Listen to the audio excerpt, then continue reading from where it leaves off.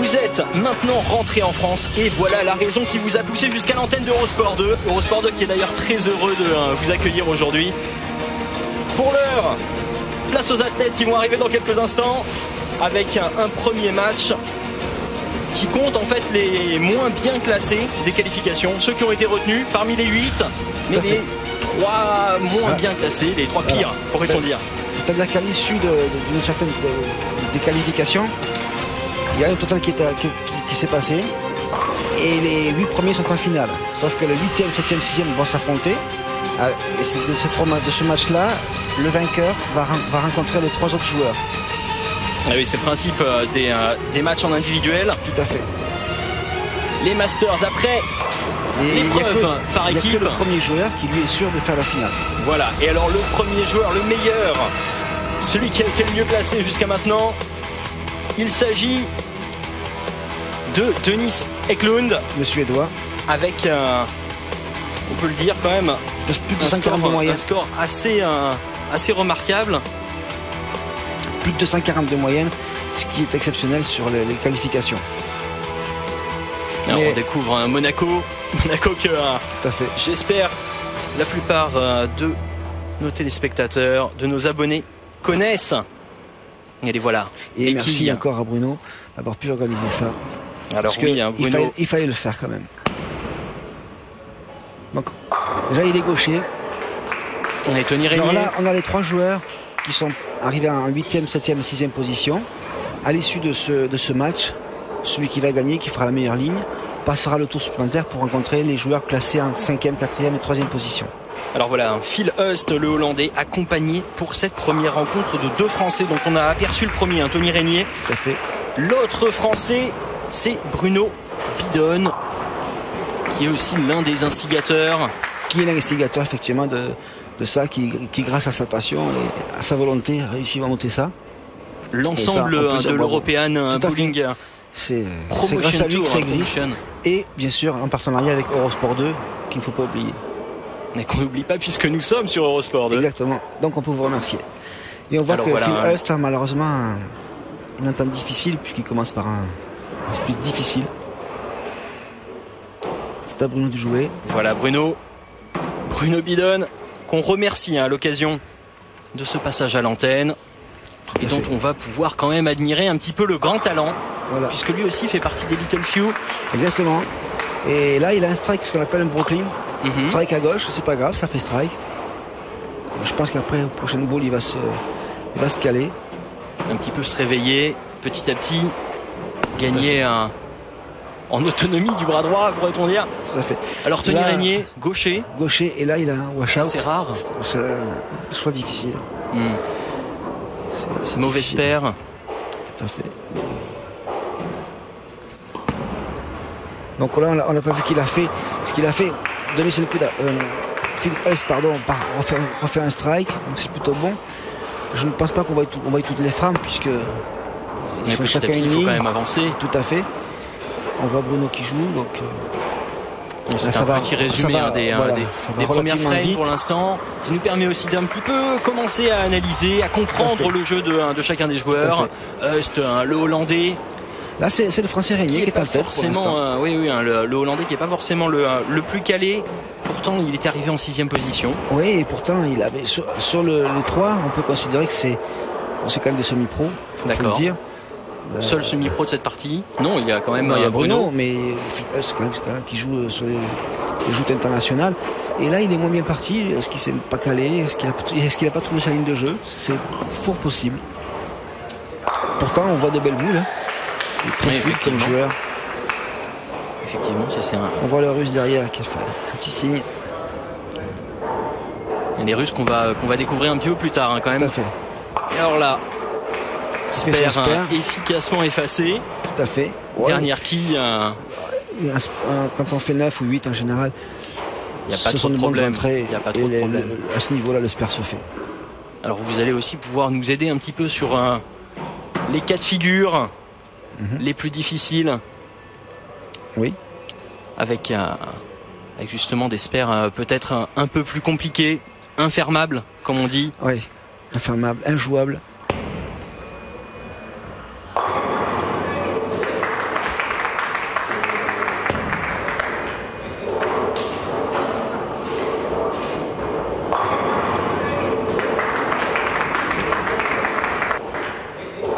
beaucoup. Bon, Bruno a fait un strike, il se rattrape un petit peu.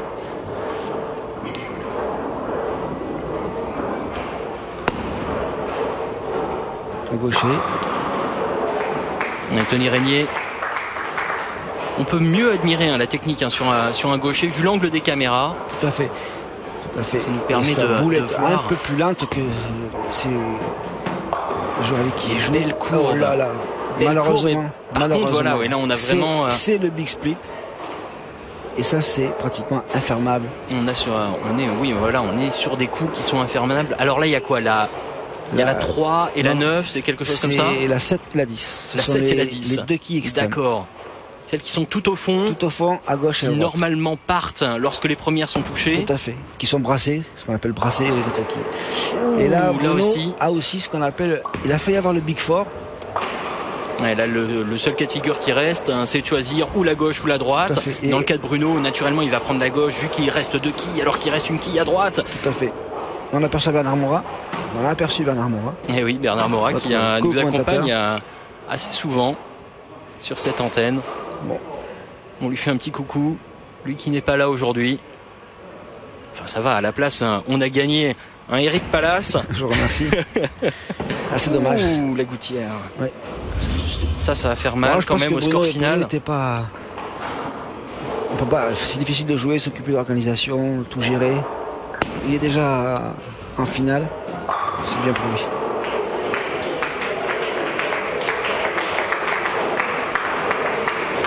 Une petite complicité entre les deux Français qui se félicitent un peu plus. C'est normal. Le bowling reste assez fair play dans le sens où chaque fois que vous faites un strike, en général, vous tapez dans la main, c'est-à-dire que vous le passez. Ça reste fair play quand même. Et on joue une malchance. Non, il n'arrive pas. Il n'arrive pas. Je pense qu'il est. Il n'arrive pas. Il y a des jours sans. On imagine quand même à ce niveau-là le pauvre joueur qui malheureusement, même malgré les années et les années d'entraînement, ne parvient pas à faire le strike qu'il attend tant. Tout à fait. Ça reste du sport. Ça reste du sport. Peut-être que la pression des caméras y est pour quelque chose. Non, pas à ce niveau. Plus à ce niveau. C'est-à-dire que oui, ça en fait partie. Mais je pense qu'à ce niveau-là, ce sont des semi-pros, ils savent gérer. Non, je pense simplement peut-être qu'il n'a pas trouvé la ligne de jeu. Ça peut arriver. Hier, il était super bien. Et puis, ça reste un homme, un sportif. Heureusement pour nous. Alors là, on est quand même sur un terrain assez particulier, 41 pieds de long. Oui. C'est un village assez, oui. Les pistes sont huilées. Même les gens qui vont au bowling voient que les pistes brillent. C'est un petit peu huilé. 41 pieds, ça permet pouvoir s'exprimer. Tout le monde peut s'exprimer. Ça permet justement ces grandes courbes là qu'on voit sur les caméras un petit peu rapprochées des quilles, avec des angles quasiment fermés. Des fois, on voit là, dans le cas de Tony Régnier, par exemple, le gaucher, on voit vraiment là, au dernier instant, une boule qui va véritablement rentrer, essayer de toucher la numéro 1, la numéro 3. Tout à fait.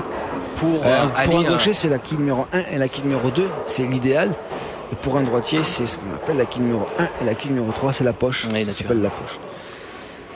Celle qui l'avantage, c'est que vous avez... la plupart du temps, va aider le plus à avoir un strike. C'est-à-dire qu'en fait, la boule va toucher, si vous êtes droitier, la 1-3, continuer sur la quille numéro 5 qui se trouve à l'extrémité de la 3, et continuer comme ça sur son chemin. Et c'est le fait que les boules soient en rotation, qu'elles tournent et qu'elles brassent les quilles, vous voyez. Voilà, il y a quelques malheureusement petits gestes d'agacement du côté de Phil Hust. Oui, parce qu'il a une super boule qui est pleine de poches. Il peut se laisser un big split et il se laisse la 7. Donc c'est comme on dit, c'est pas payé, quoi. C'est un peu dommage.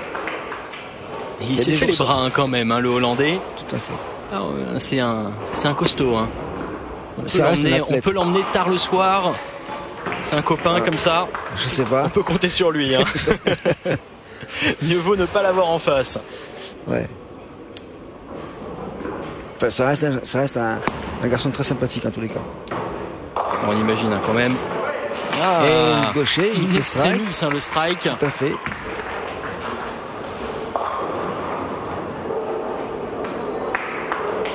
Et Phil Hust C'est dommage parce qu'il est un jeu, vous avez vu, très, très puissant, très un véritable fluide. Détachement là dans l'attitude du bras. Et c'est vrai que c'est très dommage que ça ne plaît pas. En même temps, si ça peut favoriser l'un de nos deux Français. Ouais, Bruno finit bien sur strike, c'est super. Mais malheureusement, je pense que ça ne suffira pas. Ça va se jouer à peu de choses, mais je pense que le gaucher va passer devant. On va avoir quand même un petit récapitulatif des points. L'ensemble des frames. Ah, il a oui. Alors que la boule était la boule était désaxée. Elle n'avait pas forcément atteint la poche. Elle avait glissé le long des quilles. Et elle a ce qu'on appelle, elle a piqué pour aller dans la poche du gaucher. Il a quand même fait strike, ça s'appelle un Brooklyn. Allez, on va se quitter pour une petite page de pub. À tout de suite. À tout de suite.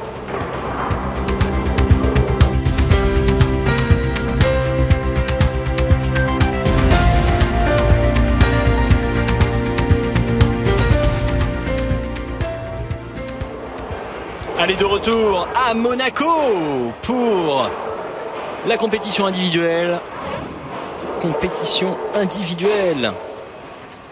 Et deuxième match avec l'arrivée des Russes. Victor Krasavkin et un Néerlandais. Je vais y arriver. Dwayne Van Landijk. Et naturellement Tony Régnier qui est sorti vainqueur du premier match. Lui qui était classé 8e, lui qui avait été d'ailleurs repêché. Oui, parce que malheureusement il y a eu un souci sur un joueur russe qui n'a pas pu venir. Donc il était là, il a été repêché et puis ma foi il a très bien tiré son épingle du jeu pour pouvoir se mettre en finale et passer un tour. Et oui, tout de même. Tony Régnier qu'on avait quasiment enterré. Et le voilà, le Hollandais, deuxième Hollandais de cette journée de compétition. 21 ans à peine. Et on va voir avec... Il y en a des jeunes, des joueurs aujourd'hui. Et a priori avec beaucoup de courbes par rapport aux autres joueurs. Il m'a fait mentir, il a un jeu plus tendu. Ouais, là c'est un peu raté quand même. Tout à fait. Beaucoup de force et pas assez de précision. Beaucoup de puissance. Et malheureusement ça joue un petit peu sur la précision, mais bon, c'est sa première frame, je pense qu'il va se régler assez rapidement. Mais pour l'instant, première frame et seul le Français a réalisé son strike. Mais le match est long et il fait un trou. Voilà, ça c'est mauvais, ça c'est mauvais pour les droitiers. C'est à fait, c'est une open frame, c'est-à-dire qu'il a fait... On est sur la quille ou les quilles les plus extérieures du côté droit. Ça se passe comment au niveau du poignet en fait? On tourne complètement, on essaye de pivoter ou alors théoriquement, c'est toutes ces quilles qui sont sur les extrêmes. On joue tendu. On joue tendu. Bon, là, ça manque un peu de précision.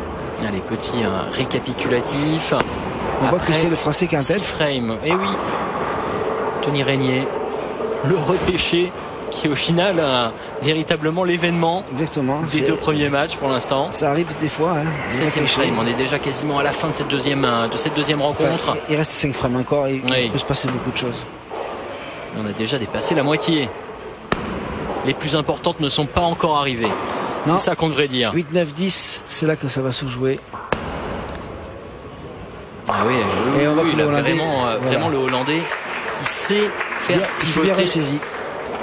Et il met beaucoup de rotation dans sa boule, beaucoup d'action. Alors le Russe, on l'a pas beaucoup vu depuis et là on début voit de ce deuxième match. Au moins 2 générations qui s'affrontent. Le bowling, ça conserve. On peut continuer. C'est quoi qui est le plus vieux joueur actuellement, le plus vieux joueur professionnel, celui qui a le plus duré? Alors celui qui a... c'est peut-être une colle que je pose. Complètement. Non, mais déjà, il faut savoir qu'à partir de 50 ans, vous passez ce qu'on appelle un senior. Et il me semble que, de mémoire, 70 ans, il y a encore des joueurs qui jouent aux États-Unis, qui sont professionnels. Incroyable. Alors là, le coup dur pour Tony Régnier à l'image. C'est ce qu'on appelle le Big Four. C'est aussi... On est sur un cas de figure quasiment infermable. quasiment infermable. Enfin, faut vraiment il y a jouer plus de chances de le fermer celui-là que ce qu'on appelle le big split. Oui. Il y en a qui, oui, là, il y a juste les deux extrêmes qui restent naturellement. Ça peut se fermer, Mais je crois que le plus vieux joueur aux États-Unis, il doit avoir presque 98 ans, un truc comme ça. Et pourtant, ça demande encore beaucoup de puissance. C'est dommage pour le Français qui en laisse 3 quilles laissées sur le carreau. Et je pense que c'est une frame qui peut lui être fatale. Et après, parce que le Hollandais avoir revient, réalisé quelques assez beaux, assez belles frames jusqu'à maintenant. Voilà. 4 strikes pour le Français qui a commencé à désaxer. Tout à fait. On voit que quand même que le Néerlandais il est à 522, mais il travaille sur 2 strikes. Et que le Russe travaille sur un spare. Et pour l'instant, même s'il paraît en retard, il est en avance de 10 quilles en vérité. En fonction de ce qu'il va faire là, Tony Régnier qui était à 138 points. Oh là là. Voilà. Et là, il reprend c'est bien fait de la part du Russe. Tout à fait. L'expérience. Krasavkin.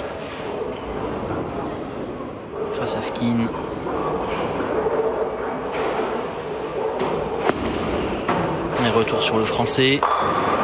Qui se ressaisit bien. C'est bien. C'est bien, il se bat bien. C'est bien, bravo à lui. Bravo.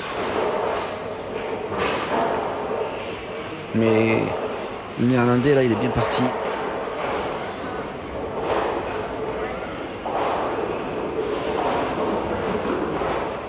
Beaucoup de préparation quand même de son côté.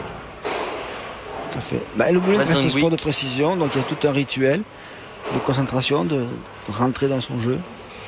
Le positionnement de chaque doigt. Et on voit les strappings sur chacun des doigts. Afin de ne pas se blesser quand même, on manipule plusieurs centaines de boules par partie. Alors, au final. En poids, c'est-à-dire que si vous faites par exemple 8 lignes, 8 parties de qualification, et que vous jouez normalement, c'est comme si vous aviez manipulé entre 1,5 tonne et 2 tonnes. Oui, c'est un éléphant quoi. Donc c'est beaucoup. Et sur une seule partie du corps, la main. Très bien fait, là on a vu un tir bien droit. Boule tendue, puissante, droite. Et là, félicité naturellement derrière. Le Hollandais qui a parfaitement réussi une diagonale parfaite, il s'était bien placé à gauche. Tout à fait. Histoire de ne pas rater, de ne pas commencer à prendre la gouttière, comme c'est arrivé aux Russes, première boule. Première frame de cette partie, de ce deuxième match. Mais il n'a pas l'air content, donc peut-être qu'il sait que le retard accumulé est trop important et que le Russe a un peu plus de chance, sûrement. Mais ça va se jouer à combien? C'est pas sûrement un peu de choses. Les derniers points qu'on a vus s'afficher, c'était quand même un mouchoir de poche. Tout avec un Tony Régnier. C'était moins de 5 quilles. Tony Régnier qui menait de 2 petits points. En gros, rien n'était joué. Tout va se déterminer maintenant dans les dernières frames. Il commence à avoir le visage assez fermé, le Français. Oui, il fait 9. C'est pas insurmontable. Non, c'est du bon côté pour lui, surtout en tant que gaucher. Tout à fait. Bravo.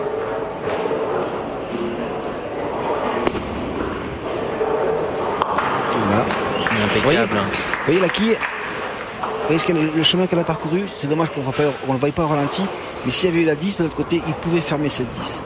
C'est-à-dire que la quille est remontée. C'est le seul cas de figure. Exactement. Lorsque la quille il a raté.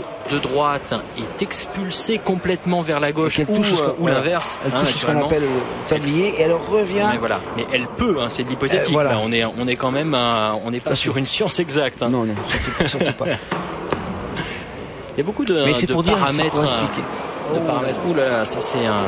Il a fait un trou. C'est assez difficile. Alors qu'est-ce qui s'offre comme choix dans ce genre de cas de figure? Il en reste 3 devant, 2 derrière. Là, il faut qu'il joue un trou énorme entre les quilles. Il faut qu'il ait assez de courbe pour passer, toucher la quille où elles sont 3 à l'extérieur pour que ça balaye les 3 quilles et que la boule rebondisse un petit peu sur les 2 quilles. Dans le cas du Russe, on parle quand même d'un droitier. Il ne va pas jouer avec sa main gauche pour avoir le bon axe et aller taper toutes les quilles. Il va passer entre les 3 et les 2. Donc il va faire quoi? Il va essayer de jouer à gauche. Non, théoriquement, il devrait jouer à par droite. contre, ça c'est un spare qui est assez facilement fermable. Non, parce que malheureusement, vous avez derrière la quille qui dort, ce qu'on appelle la quille dormeuse. Et en fonction de l'angle et du brassage des quilles, vous pensez que vous avez, et puis vous êtes bien, et puis la quille qui est derrière reste. Ah. Donc malheureusement... Donc, il va falloir, pareil, faire un coup tendu. Non, en courbe. Vous voyez? Ah, d'accord. Là, c'est bien joué, mais un peu trop de courbe, un peu trop tendu, et la quille qui est derrière peut rester sur place. Malheureusement, on pourrait penser que c'est facile. Et en même temps, une boule assez puissante et qui va permettre... Tout à fait. Qui va permettre de maintenir sa trajectoire. Voilà. Et il a failli faire strike. Ouais, là, on a frôlé. Et donc le Russe a gagné. Et voilà, le Russe en finale. 3e match de la journée. Live sur Eurosport et Eurosport 2.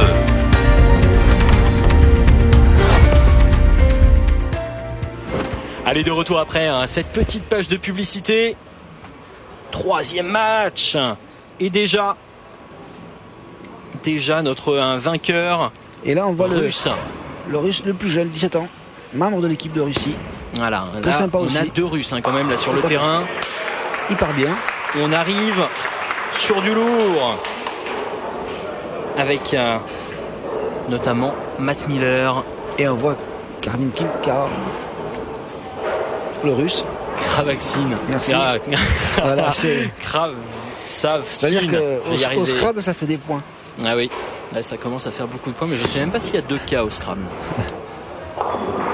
Tant pis, hein. Si ça compte au triple. Enfin bon, il a gagné le match d'avant, donc là il a le droit de participer, de rencontrer les 2 joueurs qui étaient devant lui. Là, on sur voit le même principe que pour le premier match qui avait fait monter Tony Régnier. Là c'est l'anglais Matt Miller, très bon joueur en européen, très jeune aussi. Il a 22 ans ou 23 ans. Alors est-ce qu'on peut en dire 2 mots quand même de ce joueur? Oui, Matt Miller, oui, il a fini 2e de la Coupe du Monde. Il fait partie de l'équipe d'Angleterre. Et la Coupe du Monde qui a eu lieu à Toulon en 2000, il y a 2 ans, il a fini 2e. D'accord. 22 ans maintenant 22 à peine. Tout à fait. Vraiment une boule de talent. Il a été champion d'Europe jeune, médaille de bronze, champion d'Europe. Et son coach, c'est Paul Delany, que je connais très bien et qui est un mec très très sympa. Ah ouais? Ouais, vraiment. Et Tim Mack aussi, qui est un Américain. Ce sont ses coachs. Et franchement, à ce niveau-là, on a 2 coachs. Il doit y avoir un petit peu de coach technique en fonction des conditions, un peu un préparateur mental aussi. C'est beaucoup de préparation avant ce type de tournoi. Oui, il faut de la préparation, il faut une préparation mentale, il faut une préparation technique parce que les conditions de jeu ne sont pas forcément les mêmes. Il faut bien connaître son matériel. On arrive aussi longtemps avant pour voir un petit peu l'état de la piste, le niveau du village aussi. En général, les fédérations, etc., vous savez à peu près sur quoi vous allez tomber. Mais bon, le village, compte tenu qu'il tient compte aussi de l'hygrométrie, etc., de tout un facteur technique, température, etc. Donc vous arrivez en général quelques jours avant. Et dans le tournoi, comme au tennis, vous avez le droit de tester les pistes pour vous caler. Savoir un petit peu quelle boule choisir, quel matériel choisir, quel équilibrage. Et en fonction de ça, vous vous préparez. Et après, vous commencez la compétition. Et puis petit à petit, les lignes tout seul, puis les matchs de phase finale. Et petit à petit, on essaie de grimper, de monter, de monter. Aux États-Unis, c'est pareil. Le tournoi PBA, le bowling est pour le PBA. Et vous avez testé les pistes pour choisir le matériel. Très beau strike précis de Victor Krasav. Et encore un trou, c'est pas possible. Krasavkin. On n'y arrivera pas ce soir. Non, mais bon, c'est pas. On devrait l'appeler un Scrabble. Peut-être pas, je sais pas si ça lui ferait plaisir. Non, ça lui ferait pas plaisir. On va l'appeler Victor. Non, on va arrêter de rigoler. On va l'appeler Victor. Et alors maintenant. Mais le jeune, ça sort très très bien. Membre de l'équipe russe aussi. Et voilà, là on a quand même.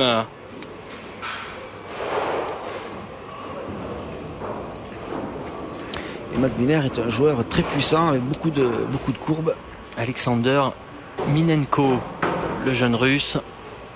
Alors que là, c'est britannique qu'on a. Tout à fait. À l'image. C'est puissant, très puissant. Bien joué. Ce qu'on appelle beaucoup de rotation. Beaucoup de rotation, beaucoup de trajectoire, puisque vous voyez qu'elle part complètement sur la droite pour revenir, ce qu'on appelle dans la poche. Et là, on sent beaucoup de quand même trajectoire. on sent une grosse maîtrise technique. Tout à fait. Et le voilà, Alexander Minenko, très jeune lui Très aussi, sympa, très sympa. né en 94. Ça fait 17 ans. Et ouais. Et il arrive à tenir la dragée haute à un assez grand nombre de joueurs tout à fait. semi-professionnels, en tout cas dans cette compétition.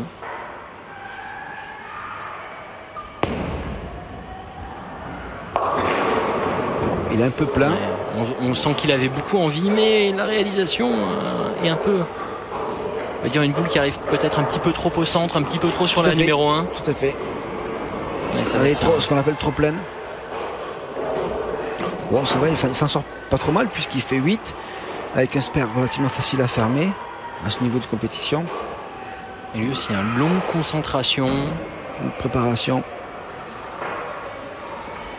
et une grande course d'élan. On n'avait pas forcément l'habitude jusqu'à maintenant avec, on va dire, voilà, un petit peu comme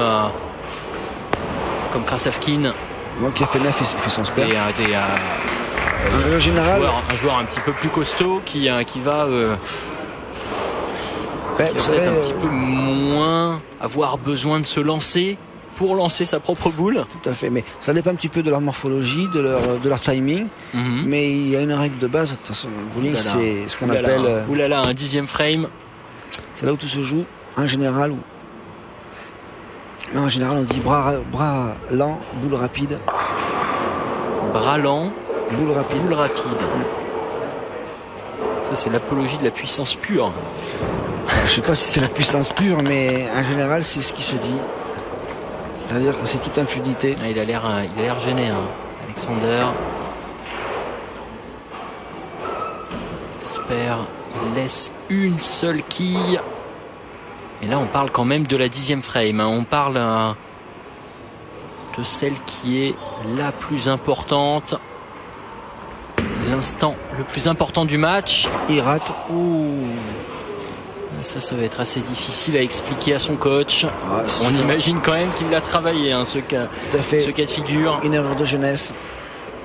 Il a Mais 17 voilà. ans. Il est Voilà, aussi il a là quand même, il est là pour apprendre. Et déjà d'arriver à ce niveau-là dans un tournoi, c'est quand même remarquable. Allez, retour sur le Britannique.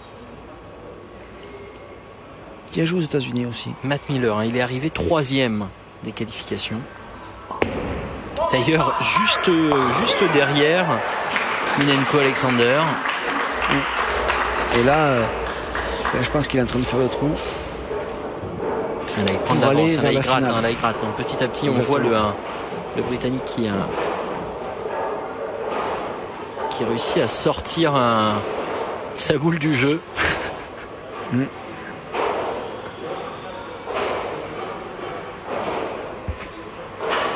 Krasavkin. Oh, c'est parfait. Qui résiste et qui résiste. Là, il y C'est a- parfait, hein. Ça, c'est une réponse nette et précise. À mon avis, le match se joue entre Krasavkin et Et Matt Miller. Matt Miller. Effectivement, là on sent que Alexander Minenko est un peu loin derrière, un peu plus tendu. Tout à fait. On sent pas le même détachement, hein, chez l'ensemble des joueurs. Il est jeune, il lui reste encore beaucoup de choses à apprendre, mais on peut quand même noter que c'est du talent pur, du talent sur patte. Et là encore une erreur qui va finir par lui coûter extrêmement cher au Ben point. oui, là, c'est le Big Four. Donc, encore une fois, très difficile à fermer. Quasi impossible.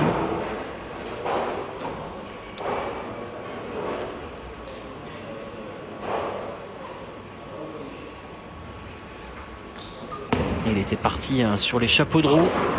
Il fait Oh deux là quilles, là tout juste. Véritablement sur la ligne. La deuxième kill là qui tombe. Limite, In limite. extremis.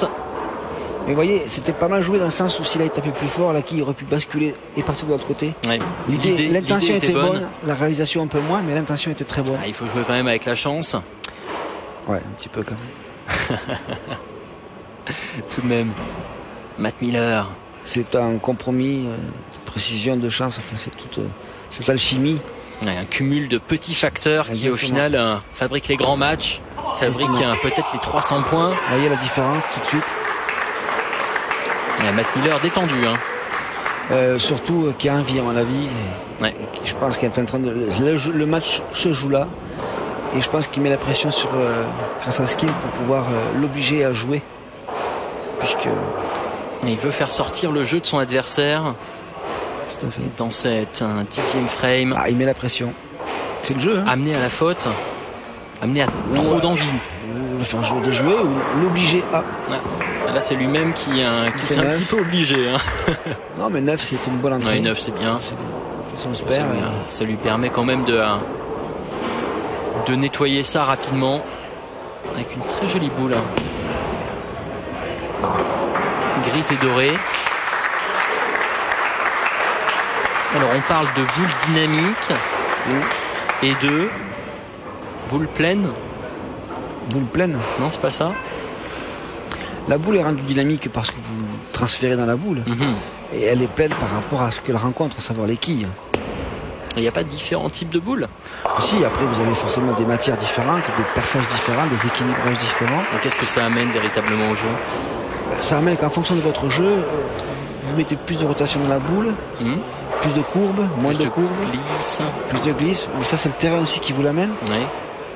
Donc effectivement, grâce à l'huile qu'il y a ou qu'il n'y a pas, qu'il y a ou qu'il n'y a plus, puisque oui, l'huile bouge aussi avec la chaleur, les trajectoires des boules. Donc vous avez des boules qui sont ce qu'on appelle pearl ou mat, ou proactive, etc. Et là, c'est le big split. Et puis la déception quand même du Russe qui a conscience de l'échec que ça peut amener à cette partie. Là, à mon avis, bien gêné, on le voit. Je pense Victor que Matt Miller, Krasavkin,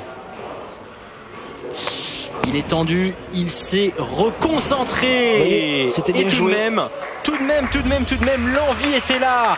Allez, on découvre les scores de ce 3e match et publicité.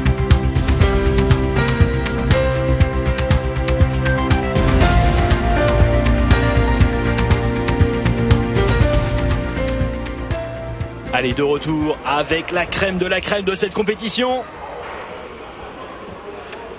La finale et un nouvel arrivant, si on peut dire ça. Denis Eklund. Qui avait fait plus de 242 moyennes sur les qualifications. Joueur mûr, on l'a vu, 32 ans, suédois. Efficace, puissant, fluide. Arrivé premier lors des qualifications et donc qualifié d'office pour les 2 derniers matchs. Pour le dernier match. Le dernier match, excusez-moi. Dernier match qui l'oppose à l'anglais qui a réussi à gagner les deux. À Matt Miller, effectivement, qui a gagné quand même pas beaucoup de points. On était à 187 pour Minenko, 203 pour Matt Miller. Et qui là, ils partent tous les deux sur un strike. Et ce qui est bien aussi, c'est que là, on voit quand même 2 joueurs avec un style différent.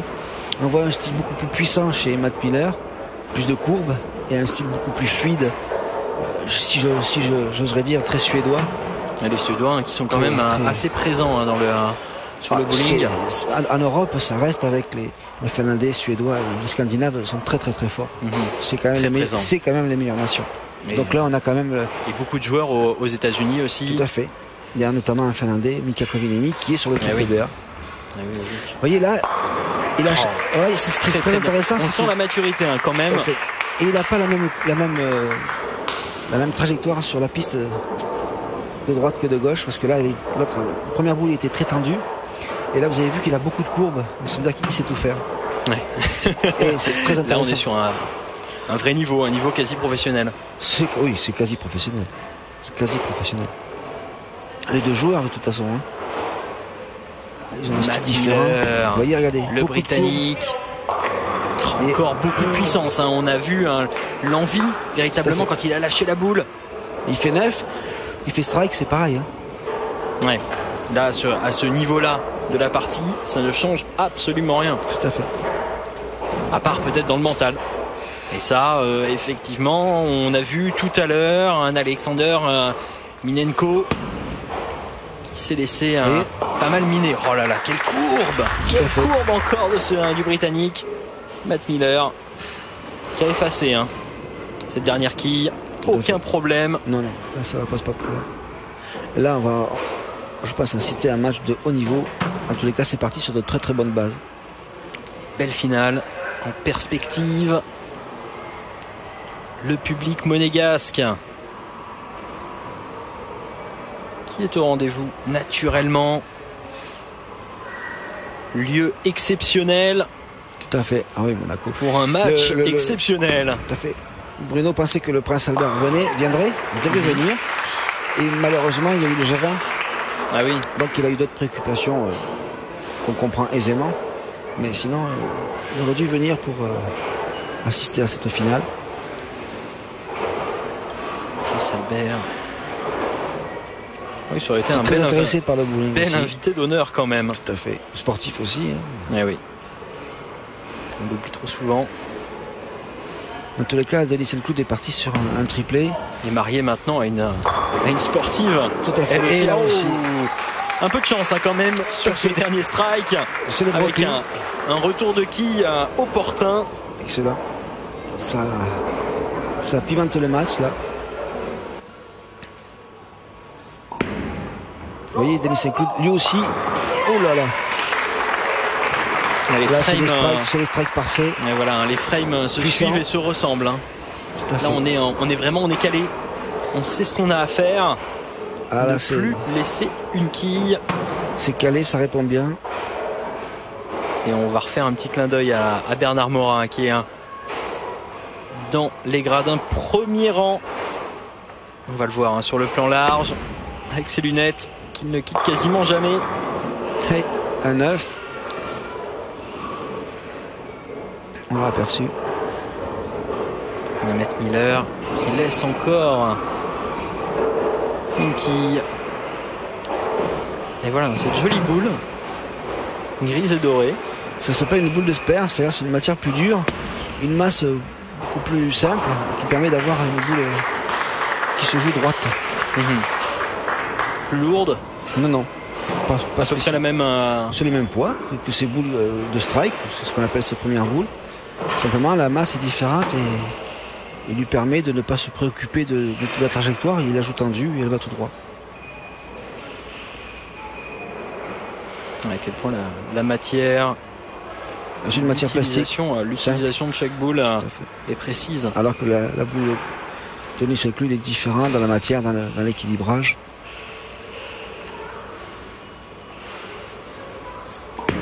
Allez, le Suédois.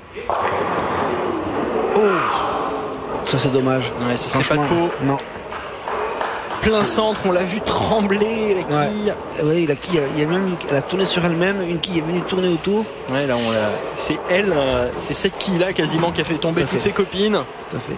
Et elle reste debout à la fin. En fait, si vous voulez, la masse de la quille fait que si la quille ne dépasse pas 5 degrés ou 6 degrés d'inclinaison, elle peut rester debout. Elle va pas tomber. À 4 degrés, elle peut se remettre sur son axe. 6 degrés, elle tombe. C'est vraiment. Ouais, c'est ça qui fait vibrer en même temps. Peu de choses. Et là, on voit la technique. Derrière, on y met l'angle, on ne joue pas non plus tendu. Et on arrive impeccablement. Voilà, il aurait pu. Elle était plein centre, il n'y avait pas de contre-indication majeure. En fait, il a joué comme sa première boule, puisque c'est la quille 5 qui est restée. C'est-à-dire que c'est la quille qui est derrière la quille 1. Et il a refait exactement le même. Avec sûrement un petit décalage pour assurer, c'est tout. Un peu plus lente, histoire d'assurer. Une vitesse, mais c'est vraiment un petit décalage pour pouvoir bien assurer la quille. Comme elle est derrière la 1, si vous voulez, donc il vaut mieux assurer.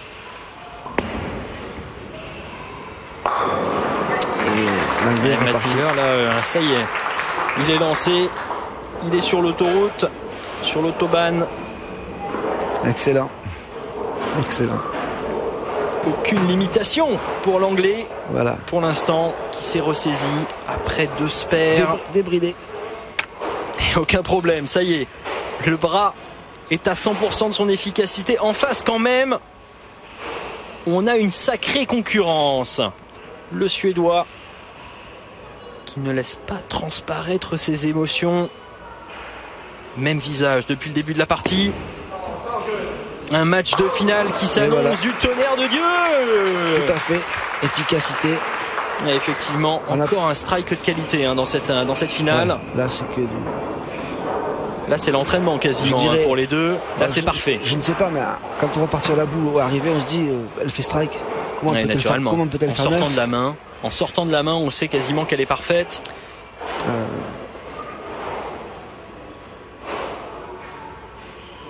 Un Britannique, un Suédois dans cette finale. Et pour l'instant, une partie qui se joue coup pour coup. 10-10-10-10. Tout à fait. Au pire, un petit 9. Mais si rapidement effacé. Voilà, un 9 encore. Grand angle. Alors on peut dire que malheureusement, Matt Muller, contrairement au Suédois, lui, il a peut-être un peu trop d'angle. Ce qui fait que... Mais même sa course est décalée, on le voit, le Britannique. Tout à fait. Et il joue moins tendu que Denis Selcloud, donc forcément, des fois, il suffit de se décaler un petit peu. Et là, on est sur l'acquis la plus difficile pour un droitier. Ouais. Oh là là, sur le bord de la gouttière. Tout à fait. Et le Suédois a une petite avance. Ouais, 110-139, quand même. Ouais. Il travaille sur un strike surtout. Ouais, oui. Mais bon, ça ne veut rien dire. La 5e frame. C'est remontable. Tout à fait. Le Britannique, jusqu'à maintenant, ne s'est pas non plus mis en danger par ses microscopiques erreurs. Non. C'est du haut niveau.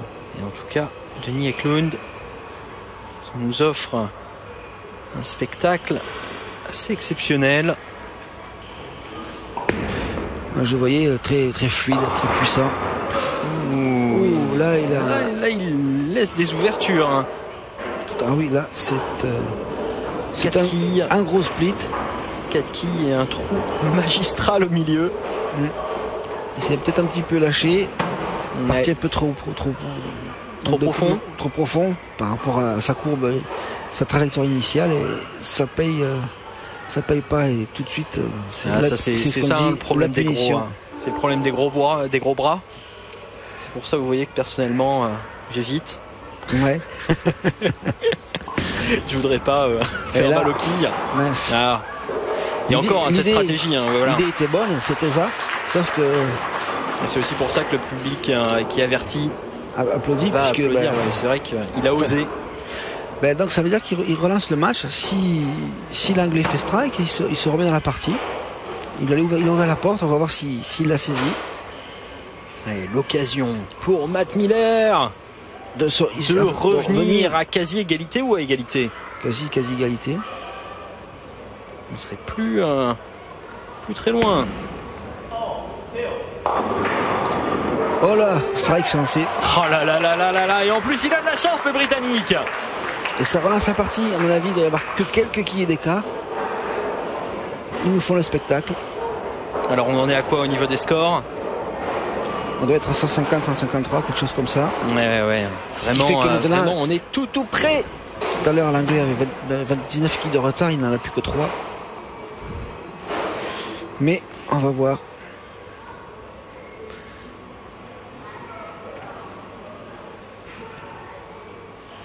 Préparation. Ouais, concentration surtout. On voit le regard du Suédois. Il connaît son but. Et voilà. Oh là là là, quelle qualité de jeu! C'est incroyable ce que nous fait Denis Eklund. Là, véritablement, on n'est pas sur le même match que lors des précédents. Là, on a monté 2 étages, on a monté 10 étages même. Si vous voulez. Mais on est sur un autre niveau, un très très haut niveau.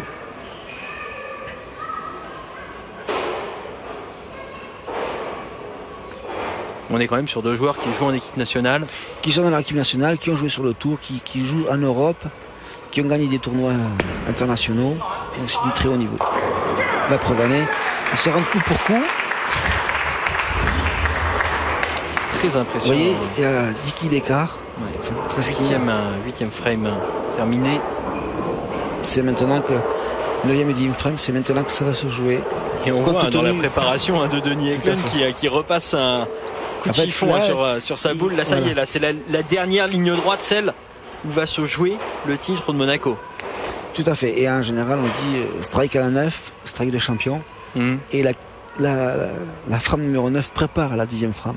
Oui. Donc, elle est aussi importante. Elle est importante compte tenu du peu d'écart qu'il y a entre les deux joueurs. Ah oui, évidemment. Là, il va falloir tenter de ne faire que des strikes. Il fait 9. Ben, il a eu il va falloir voir la réponse. C'est la piste où il a eu le split tout à l'heure. Donc là, 9, ça va pour lui. On va voir ce que va faire Alors, il est reparti avec la même boule. Mike Miller. Oui, tout à fait. Il fait 2-3 coups qu'il ne change plus de boule entre le premier et deuxième coup. Oui, parce qu'il n'a pas de boule de droite à jouer. Il n'a que des boules en courbe. Et là, pareil. Donc il n'y a pas de raison. Impeccable. Il doit faire un ajustement au niveau de sa position. Et Matt Miller, parce qu'il y a un joueur américain qui s'appelle Mike Miller aussi. Ah oui, naturellement, on peut confondre. On peut confondre au moment de l'orthographe. Et s'il fait strike, lui, il reprend l'avantage. Moment déterminant. Donc c'est important. C'est très très important. À l'erreur du Suédois qui remet le jeune Britannique. Complètement. 22 ans à peine. Il le remet dans le match. Voilà, ça rebondit quasiment de l'envie. Et au final, une sacrée réalisation. Super strike. Strike puissant, hein. La nette. Beaucoup de coups, beaucoup de puissance. Ça a tout balayé, ça a nettoyé le pin deck, comme on dit. Ouais, et puis ça a donné le sourire au public derrière. Tout à fait, parce que c'est spectaculaire à voir. C'est beau. Quand vous voyez des boules comme ça qui font des rapides, puissantes, qui font des courbes, c'est toujours un plaisir. C'est toujours un plaisir pour les yeux. Et en plus, c'est efficace, donc. Il y a tout pour plaire.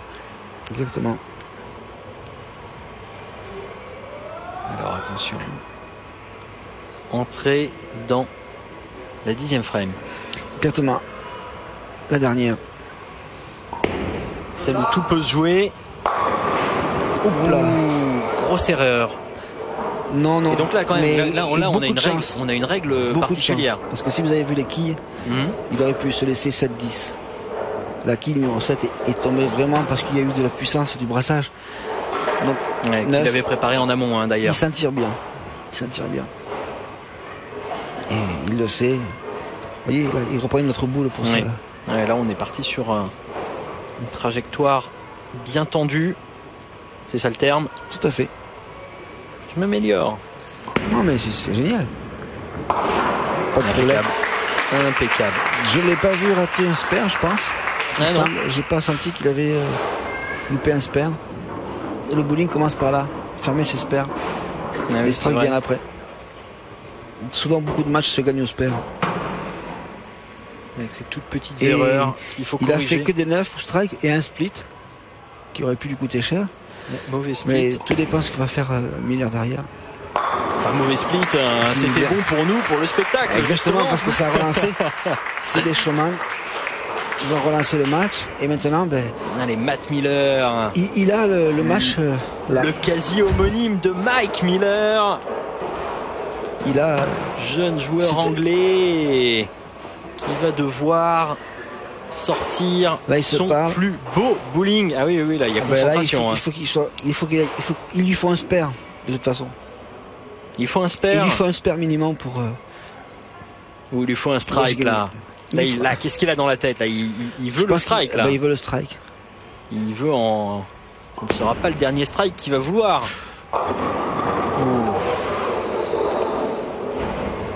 Ça, c'est la pression. Et là, on voit que quand même sa boule était un peu plus tendue, moins de courbes que tout à l'heure. Il a voulu corriger le coup des. Les derniers coups. Allez, attention, c'est la toute fin de la partie. Mais de toute façon, je pense que là, c'est le Suédois qui a gagné. Et le Suédois, là, qui a mieux corrigé ses dernières boules.